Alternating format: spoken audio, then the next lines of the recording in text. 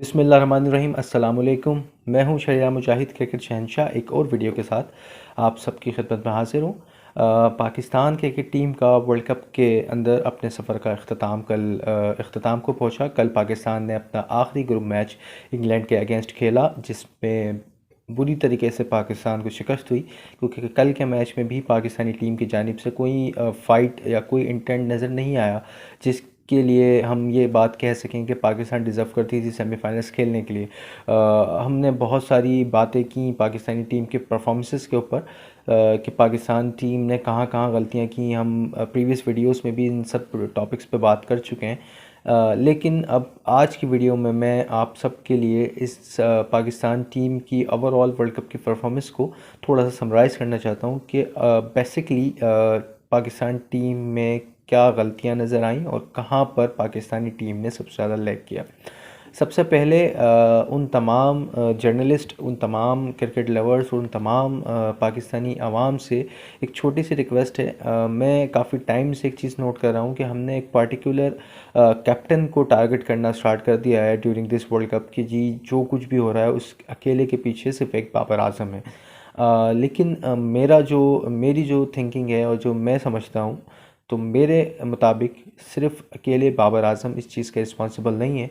अगर पाकिस्तानी टीम की ये परफॉर्मेंस जो आपने वर्ल्ड कप में देखी है, अगर उसकी हम बात करें तो उसके पीछे पाकिस्तान क्रिकेट टीम के 15 खिलाड़ी या सिर्फ एक कप्तान इसके अंदर शामिल नहीं है।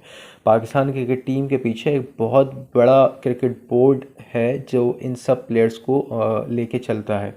तो इसके अंदर सिर्फ एक पार्टिकुलर बाबर आजम की मिस्टेक नहीं है, ना उन 15 लड़कों की मिस्टेक है जो टीम के साथ थे, जो वर्ल्ड कप में जिन्होंने खेला, ना उन 3 खिलाड़ियों की जो प्लेइंग रिज़र्व में शामिल थे, ना उनका ये फॉल्ट है। अगर आप बात करें ओवरऑल, तो ये फॉल्ट हमारा स्टार्ट होता है सबसे पहले तो सिलेक्शन कमेटी से। सिलेक्शन कमेटी की मैं बात यूँ करूँगा कि इंज़माम उल हक साहब ने जब टीम सेलेक्ट की, दैन उसके बाद उन्होंने सडन जो है वो ड्यूरिंग द वर्ल्ड कप उन्होंने अपने ओहदे से इस्तीफ़ा दिया और उनके ऊपर जो भी इल्ज़ामात लगाए गए उन्होंने उसकी तरदीद की थी और ये कहा था कि जी जब तक मुझे क्लियरेंस नहीं मिलेगी तो मैं ये ओहदे पे कंटिन्यू नहीं कर सकूँगा। तो ये सबसे ज़्यादा मुझे जो नज़र आई इंज़माम उल हक की यहाँ पर मिस्टेक नज़र आई कि जब आप एज ए चीफ़ सेलेक्टर आपने 15 लड़के वर्ल्ड कप खेलने के लिए भेजे हैं, तो अब जब आपसे सवाल का टाइम था तो आपने उस टाइम पे अपना रिज़ाइन आगे कर दिया। तो आप रिस्पॉन्सिबल थे कि आपने जो टीम कॉम्बिनेशन भेजा, जो आपने टीम वर्ल्ड कप के लिए भेजी, वो किस हिसाब से सूटेबल थी। सबसे बड़ा सवाल ये निशान ये कि आपकी टीम के अंदर आपको ये समझ में नहीं आ रहा था कि प्लेइंग 11 के अंदर आप कहाँ पे प्रॉपर स्पिनर खिलाएंगे और कहाँ नहीं खिलाएंगे।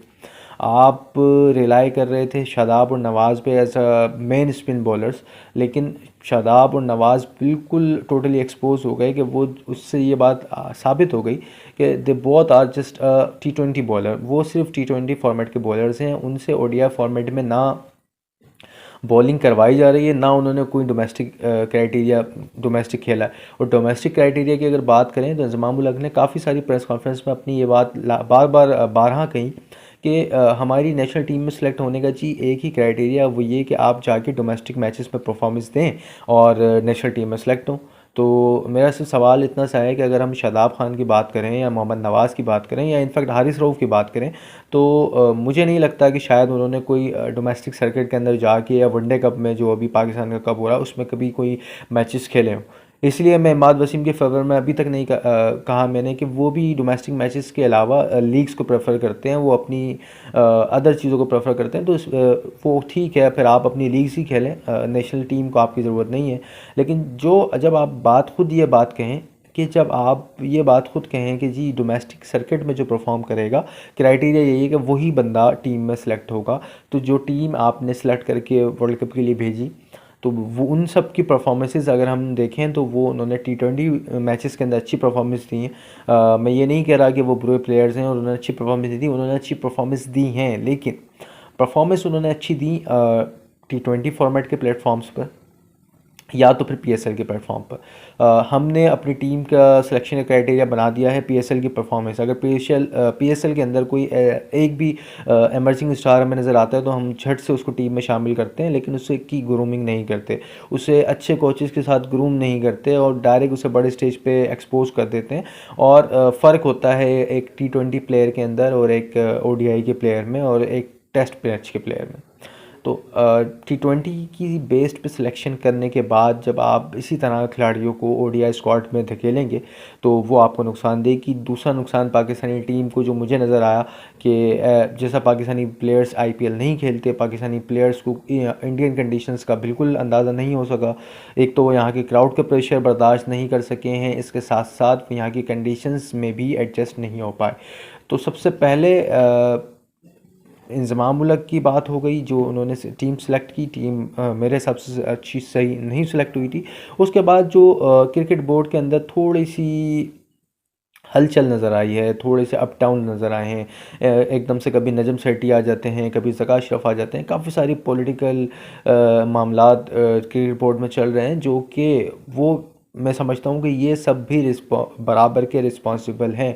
जिस तरह अगर हम अकेले बाबर आजम को रिस्पॉन्सिबल ठहरा रहे हैं तो इनके साथ साथ ये तमाम पाकिस्तान क्रिकेट बोर्ड पीसीबी पूरा रिस्पॉन्सिबल है इन सब चीज़ों का। और मैं समझता हूँ कि अगर हमारी टीम हारी है तो इसके अंदर सिर्फ उन 15 लड़के या सिर्फ बाबर आजम का कसूर नहीं है, बल्कि पूरा पाकिस्तान क्रिकेट बोर्ड इस चीज़ का रिस्पॉन्सिबल है। टीम मैनेजमेंट रिस्पॉन्सिबल है, टीम के कोचेस रिस्पॉन्सिबल हैं और उन्हें मीडिया पर आकर ये चीज़ एक्सेप्ट करनी चाहिए कि जी हमारी कुछ गलतियों की वजह से ये सब रिज़ल्ट हमारे सामने आया। अब अगर हम बात करें इसके साथ साथ बाबर आजम की कप्तानी की, सब कह रहे हैं कि Babar Azam is not a good captaincy material. Yes, they are saying absolutely right. मैंने पिछली वीडियोस में भी अपनी ये बातें कही हैं कि ज़रूरी नहीं है कि एक अच्छा हिटर, एक अच्छा बैट्समैन, एक अच्छा प्लेयर, एक अच्छा लीडर साबित हो। तो बाबर आजम की कैप्टनसी बिल्कुल एक सवालिया निशान रही है पिछले बड़े बड़े इवेंट्स में भी। और अगर आप देखें तो सिर्फ इस कप्तानी के प्रेशर की वजह से बाबर आजम पर्टिकुलरली बड़े इवेंट्स के अंदर परफॉर्म नहीं कर पा रहे हैं। T20 वर्ल्ड कप 2022 की आप परफॉर्मेंस उठा के देख लें, उसके बाद आप एशिया कप देख लें, उसके बाद आप अपने सामने ओडीआई वर्ल्ड कप आपके सामने, तो बाबर आजम अपनी कैप्टनसी के प्रेशर में ना अपनी परफॉर्मेंस दे पा रहे हैं। वो नो डाउट बहुत अच्छे खिलाड़ी हैं, लेकिन वो अपनी परफॉर्मेंसेस नहीं दे पा रहे। इसके वजह से पाकिस्तान को भी सफ़र करना पड़ रहा है कि उनका एक नंबर 1 बैट्समैन जो है वो अपनी परफॉर्म 100% नहीं दे पा रहा। और बाबर आजम को मेरी सजेशन ये है कि जितना जल्दी हो सके वो कैप्टनसी को साइड में रखें और अपनी परफॉर्मेंस पे ध्यान दें।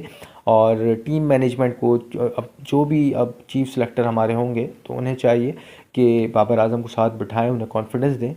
जो हुआ सो हुआ, उन्हें कॉन्फिडेंस ये दें कि जी आप एक अच्छे प्लेयर हैं, पाकिस्तान की बैकबोन है और पाकिस्तान के एक कीमती असासा हैं, तो आप अपनी सिर्फ बैटिंग पे फोकस करें और कैप्टनसी जो है वो किसी और प्लेयर को दे दी जाए जिसके अंदर लीडरशिप स्किल्स हों। और अब आप सबके जहनों में ये सवाल होगा कि क्या टीम में कोई ऐसा प्लेयर्स मौजूद हैं जो कैप्टनसी देख सकते हैं। तो फ़िलहाल 2 बंदे ऐसे थे जिनके अंदर कैप्टनसी स्किल्स फ़िलहाल नज़र आते हैं, एक हैं शाहीन शाह अफरीदी और दूसरे हैं हमारे मोहम्मद रिजवान। लेकिन शाहीन शाह अफरीदी को भी थोड़ा सा अपनी, जब से वो अनफिट होकर टीम में वापस आए हैं, उन्हें अपनी फ़िटनेस के ऊपर काम करने की ज़रूरत है, उन्हें अपनी परफॉर्मेंस के ऊपर ध्यान देने की ज़रूरत है। तो मुझे जो बेहतर सबसे ज़्यादा ऑप्शन लग रहा है वो मोहम्मद रिजवान है इस वक्त स्ट्रॉन्ग कंटेंडर पाकिस्तान की जानिब से। और मोहम्मद रिजवान के साथ हमें एक और प्लेयर को ग्रूम करके कैप्टनसी के लिए तैयार करना होगा, क्योंकि आपने वाइस कैप्टन शादाब खान को रखा हुआ है कि तो शादाब खान T20 में आपको अच्छी कप्तानी करके दे देंगे, लेकिन वनडे फॉर्मेट के लिए शादाब खान को हमने ग्रूम नहीं किया। सॉरी टू से हमने शादाब खान जैसे टैलेंट को वेस्ट किया। और मुझे समझ नहीं आता हमारे फॉरेन कोचेस जो हैं वो अपने प्लेयर्स के साथ क्या काम कर रहे हैं और क्यों वो ग्रूम नहीं कर पाते, क्यों हमारे स्पिनर्स उस तरीके की स्पिन हासिल नहीं कर पाते जिस तरीके के दूसरे स्पिनर्स कर रहे हैं सेम पिचेस के ऊपर। तो ये थोड़ा सा इसलिए मैं बार बार कह रहा हूँ कि ये तमाम उन सब लोगों का कसूर है जो क्रिकेट बोर्ड का हिस्सा हैं, जो टीम के कोचेस हैं और टीम मैनेजमेंट का हिस्सा है। उसके बाद अब देखें, बात हम बार बार कर रहे हैं कि टीम मैनेजमेंट, क्रिकेट बोर्ड, ये सब रिस्पॉन्सिबल हैं इस मायूस कुन परफॉर्मेंस के लिए पाकिस्तान की।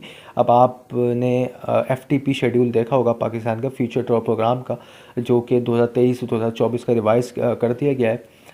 जैसा कि आप सब ये बात जानते हैं कि चैम्पियंस ट्रॉफ़ी 2025 जो है वो पाकिस्तान में खेली जाएगी, और वो भी ODI बेस्ड होगी, यानी वनडे फॉर्मेट के अंदर वो चैम्पियंस ट्रॉफ़ी पाकिस्तान में खेली जाएगी। तो अब हमने उसके लिए क्या अपनी तैयारियां की हैं और क्या हमारी फ्यूचर प्लानिंग है, मैं आपको बता देता हूँ।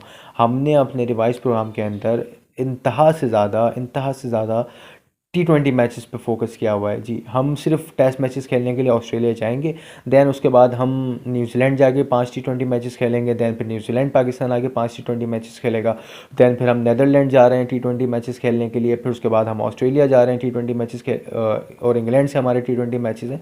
तो पूरे 2023 से लेके 2024 के एंड तक सिर्फ हम खेलेंगे T20 मैचेस, और उसके बाद 2025 में, जब 2024 के एंड तक हमने सिर्फ T20 मैचेस खेलने हैं, उसके बाद सिर्फ गालिबा सिर्फ 3 ODIs हमें मिलेंगे अपनी ODI टीम को देखने के लिए कि क्या क्राइटेरिया है हमारी ODI प्लेयर्स का, क्या परफॉर्मेंसेस हैं उनकी, किस तरीके की उनकी फॉर्म होगी। हमारे पास देखने के लिए सिर्फ 3 ODIs मुश्किल से हमें मिलेंगे। उसके बाद फिर हमें चैम्पियंस ट्रॉफ़ी में दुनिया की 7 बेहतरीन टीमों का सामना करना होगा।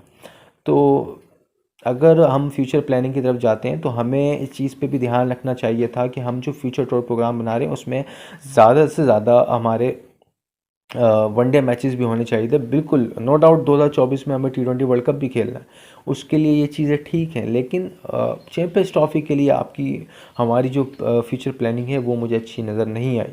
और फिर हम बैठे हुए होंगे कि जी हम एक्सपेरिमेंट्स कर रहे होंगे टीम कॉम्बिनेशन के ऊपर बार बार, तो फिर जितनी देर में आप प्रॉपर प्लेइंग 11 का कॉम्बिनेशन चूज़ करेंगे उस टाइम तक काफ़ी देर हो चुकी होगी, और चैम्पियंस ट्रॉफ़ी भी फिर कोई और लेके जा चुका होगा।